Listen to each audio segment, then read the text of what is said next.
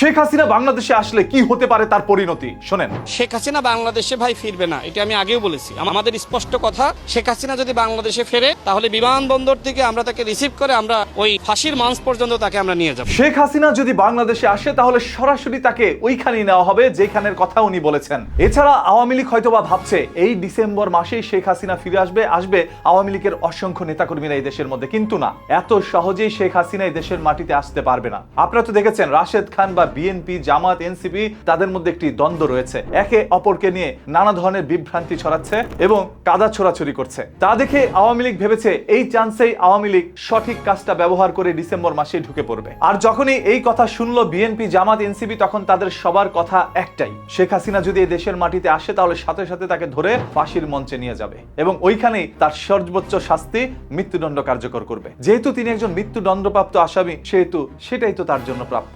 অন্যদিকে শেখ হাসিনাকে নাকি কিছুই করতে পারবে না বাংলাদেশের জনগণ। যদি শেখ হাসিনা বাংলাদেশের বিমানবন্দরে এসে পাটা মাত্র রাখে তাহলে কোটি কোটি জনতা একত্রে হয়ে সকল আইন শৃঙ্খলা বাহিনীর দেয়াল ভেঙে শেখ হাসিনাকে ওইখান থেকে ফুলের মালা দিয়ে বরণ করে নিয়ে আসবে। এই ধরনের তথ্যগুলোই আওয়ামী লীগের থেকে আমরা জানতে পেরেছি। এখন পর্যন্ত আমরা এটা নিশ্চিত হতে পারি, ভারত কি শেখ হাসিনাকে বাংলাদেশে পাঠিয়ে দিচ্ছে নাকি শেখ হাসিনা নিজের ইচ্ছাই আসছে। ভারত বলছিল এই ডিসেম্বর মাসেই শেখ হাসিনাকে বাংলাদেশে পাঠাবে, সেই সাথে শেখ হাসিনাও বলছে এই ডিসেম্বর মাসে তিনি দেশে ফিরে আসবে। এখন এটা কি ভারতের চাপে শেখ হাসিনা এই দেশে আসতে চাচ্ছে নাকি তিনি নিজেই নিজের ইচ্ছা থেকে আসতে যাচ্ছে? বিজয়ের মাস এই ডিসেম্বর মাস, তাই বিজয়ের মাসে তিনি নতুন বিজয় নিয়ে ফিরবেন। অতীতে আওয়ামী লীগ যতবারই পতন হয়েছে ততবারই দুর্দান্তভাবে ফিরে এসেছে, এই কথা যেমন সত্য তেমনি এবার যদি শেখ হাসিনা এই দেশের মাটিতে আসে তাহলে তার জীবনে সব থেকে বড় বিপদ থাকতে পারে এবং এইটা তার জীবনে সব থেকে বড় একটি ভুল সিদ্ধান্ত হতে পারে বলে অসংখ্য রাজনৈতিক বিশ্লেষকরা মনে করছেন। আবার অনেকে এও বলছেন শেখ হাসিনা তো আসবে,